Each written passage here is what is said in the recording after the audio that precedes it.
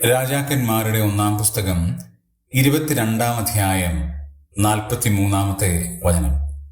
അവൻ തന്റെ അപ്പനായ ആസയുടെ എല്ലാ വഴികളിലും നടന്നു, അത് വിട്ടുമാറാതെ യഹോവയ്ക്ക് പ്രസാദമായുള്ളത് ചെയ്തു. ആസയുടെ മകനായ യഹോശാഫാത്തിനെ കുറിച്ച് പറയുന്ന ഒരു പ്രസ്താവനയാണ്. യഹോശാഫാത്ത് വാഴ്ച തുടങ്ങിയപ്പോൾ 35 വയസ്സായിരുന്നു. 25 സംവത്സരം യെരൂശലേമിൽ വാഴുന്ന ഒരു വ്യക്തിയാണ് അദ്ദേഹം.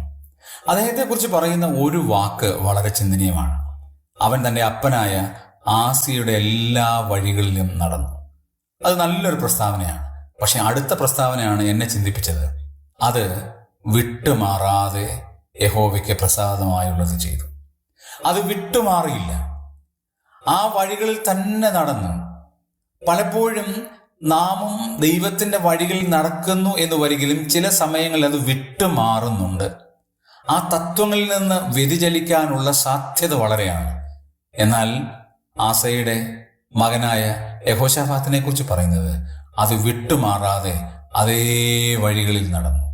നമുക്കും ദൈവത്തിന്റെ വഴി വിട്ടുമാറാതെ അതേ വഴിയിൽ നടക്കുവാൻ ദൈവത്തിന്റെ ആത്മാവ് കൃപ ചെയ്യുമാറാകട്ടെ.